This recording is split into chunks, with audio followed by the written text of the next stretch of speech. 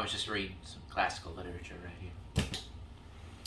Today, my friends, we're going to be talking about one of the great cinematic masters. Though he came from humble beginnings, he has now cracked the top 10 of every film bro's favorite directors, and now stands as one of the greatest filmmakers of the 20th century. I'm not Jacob Ominksi. And today we're going to be talking about Jacob A. Ominksi. However, Jacob didn't start out as an Oscar-worthy filmmaker. He was originally a shy, idiot 10th grader. But then, Miss Franklin, his English teacher, would assign a project that would change his life forever. While his acquaintances, Nathan Portman and Nicholas Reyes, decided to do an art project that ended up looking like absolute him and his longtime editor, Noah Berkeley, decided to create the greatest piece of film to ever come out of the 21st century, which gained the highest level of approval possible in this cutthroat industry. The approval of their 9th grade biology teacher, Mr. Allen. Though many did indeed love the office, their English teacher, Miss Franklin, did not appreciate the mastery of filmmaking that she saw.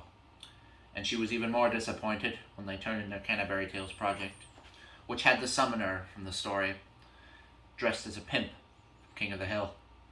But nevertheless, they persisted, and with their other acquaintances, Nathan Portman and Nicholas Reyes, who didn't do anything with the project, it was all Jacob and Noah, they created their magnum opus, Pranking Banquo at 3 a.m., a Macbeth parody.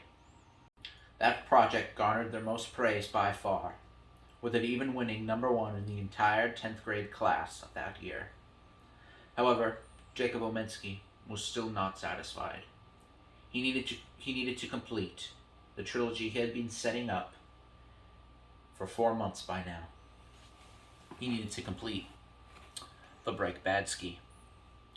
While Noah was very receptive to the idea and wanted to make it just as much as Jacob did, Nicholas and Nathan had second thoughts, thinking that it would not be accurate enough to garner full points, and that it would be too adult for Miss Franklin to handle. So instead, due to the infighting that it caused, the project that they did end up creating, The Greater Gatsby, was a jumbled mess of disparate ideas that was only held together by the saving grace of Noah's editing. But that didn't stop Jacob.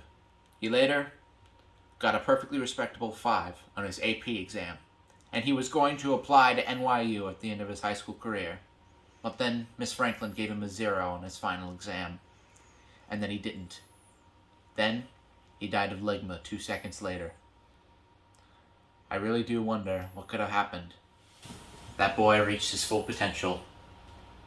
One can only wonder. Whoa.